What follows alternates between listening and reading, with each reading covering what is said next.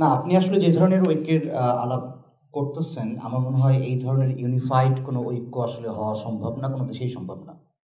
মানে এগুলো আসলে একটা ধরনের ইউটোপিয়ান চিন্তা আমার কাছে মনে হয় আর কি। আপনারা আসলে যেটা আমরা করতে পারি সেটা হলো যে স্টেক হোল্ডারদেরকে নিয়ে আমরা আসলে তাদের সাথে বইসা একটা মানে মানে টেবিল টক টক কইরা আসলে এক ধরনের কতগুলো বিষয়ে আমরা মানে মানে একটা জায়গায় পৌঁছাতে পারি যে আমরা এই বিষয়গুলোতে আসলে একমত।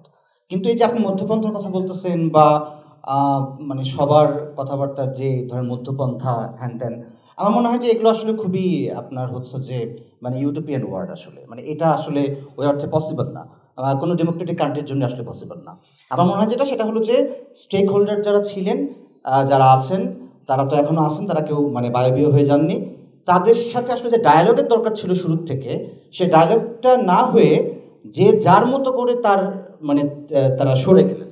এই সরে যাওয়ার ফলে যেটা হয়েছে যে আমরা যেই স্বাভাবিক যে জিনিসগুলো যেগুলো আসলে ইউটোপিয়ান না, বাংলাদেশের নাগরিকদের জন্য যেগুলো আসলে ধরেন আমরা আসলে অ্যাপ্লিকেবল হইতো, এই ধরনের আলোচনাতেও এখন আসলে বুঝতে পারতেছি না। এটা একটা ঝামেলা।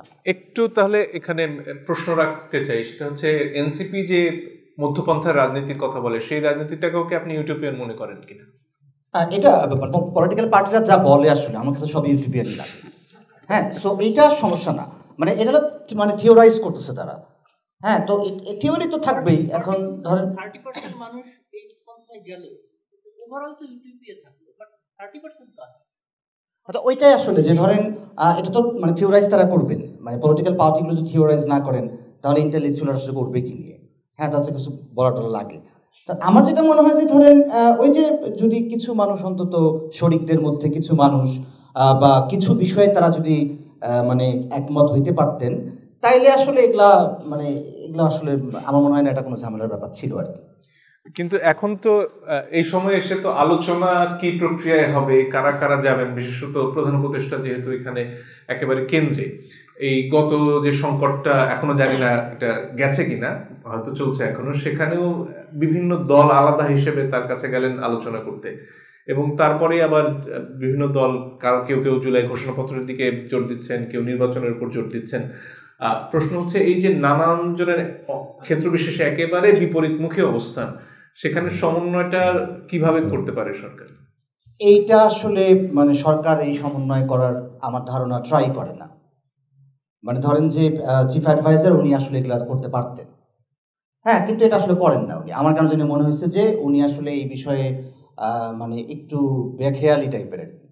হ্যাঁ, ধরেন আমার মনে হলো যে ঠিক আছে, আমি আসলে বিএনপিরে ডাকলাম, অমুকরে ডাকলাম, তমুকরে ডাকলাম, একলা একটা কথা বললাম। হ্যাঁ, একলা একটা কথা বলে তো আপনি শুনলেন, কিন্তু আপনি যে আমি যে মনে হয় তখন বলতেছিল একটা শব্দ, সালিশ। হ্যাঁ, মানে মুরব্বী হয়ে যে আসলে এক ধরনের আপনি ডিসিশন দেবেন সবার কথা শুই না, এইটা তো আসলে উনি করতেছেন না।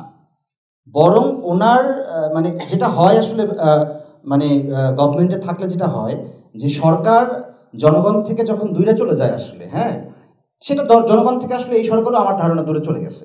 তো এখন যে এই দূরে চলে যায়, কখন দূরে চলে যায় আমার কাছে যেটা মনে হয় সেটা আপনার হচ্ছে যে জনগণের কাছে যখন সলিড কোনো ইনফরমেশন না থাকে যে আসলে হইতেছেটা কি, মানে হোয়াট ইজ কুকিং।